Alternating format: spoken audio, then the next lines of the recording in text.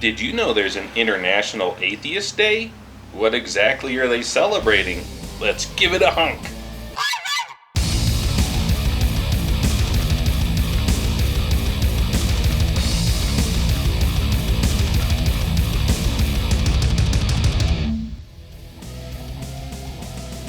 In their ever uphill battle against reality, a union of atheists and freethinkers established an official International Atheist Day holiday, allegedly in an effort to divorce the concept from the internet gag saying April Fool's Day is International Atheist Day. It's interesting to note that our word holiday is a contraction of the words holy day, so you technically can't have a holiday if you're an atheist.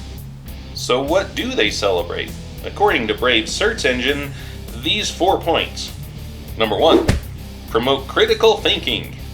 You know, like how if you question the absurdity of nothing exploding and defying all the laws of physics for an ever-increasing allotment of estimated time somehow resulted in life and the balanced harmony of the universe, you're immediately branded an unscientific moron and excluded from the intelligence sphere of influence. Number 2, human rights advocacy. Bad news. If you're an atheist, humans don't have rights, and there is no such thing as morality. Just survival of the fittest and might makes right. Fallen man is so quick to try and kick God out of everyday life, yet wants all the benefits that he gives. They intentionally forget the words of the Declaration of Independence. We hold these truths to be self-evident, that all men are created equal, that they are endowed by their Creator with certain unalienable rights. To put it in its simplest terms, your right to not believe in God comes from God, as does human rights and morality. Number 3, community building. Curious why you need community as an atheist, because you're nothing more than a cosmic accident. Your existence has no meaning. Your achievements and relationships have no value. You will cease to exist and will be forgotten, resigned to the dustbin of time, and eventually there won't even be a dustbin of time. Maybe they should rephrase it as emotional support group for the incurably hopeless. Number 4, educational outreach. This one made me spill my hypothetical beer.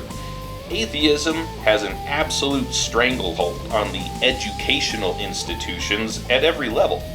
For generations, they've been indoctrinating young, impressionable minds to believe they're nothing more than the latest installment of Wild Animal on the planet, then act shocked when they behave accordingly. So again, I ask, what exactly are they celebrating? That they have absolutely no value? That they get to endure the struggles of this life, attempting to find success and happiness, only to discover all their hollow pursuits cannot prevent their demise?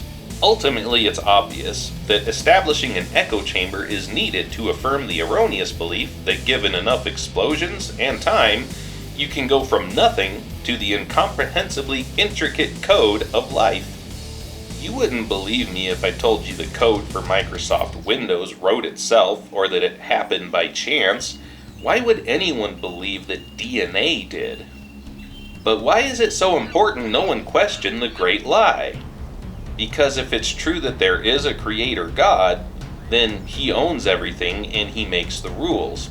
That would mean it's true that the pleasures of sin are crimes against both God and fellow humans, and the wages of sin is death, eternity in hell. The good news is God is real. He owns creation and makes the rules, but he also loves you and paid your penalty for you. I'm going to give you the most well-known verse on the planet, followed by the most left-out verses on the planet. For God so loved the world that he gave his one and only Son, that whoever believes in him shall not perish, but have eternal life. For God did not send his Son into the world to condemn the world, but to save the world through him. Whoever believes in him is not condemned, but whoever does not believe stands condemned already, because they have not believed in the name of God's one and only Son. This is the verdict. Light has come into the world, but people love darkness instead of light, because their deeds were evil. Everyone who does evil hates the light, and will not come into the light for fear that their deeds will be exposed.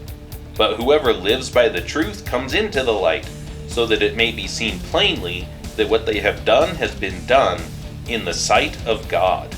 My friends, instead of celebrating hopelessness and mediocrity, turn to Jesus and discover you do have value. You are not an accident. You are loved.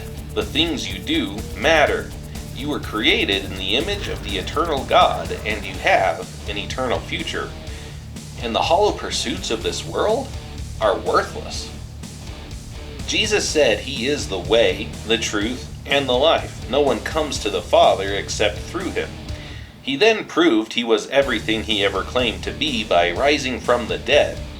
We have more historical proof that Jesus Christ rose from the dead than we do that Julius Caesar ever lived. So, in the infamous words of Charles Finney, what will you do with Jesus Christ? See you in the trenches.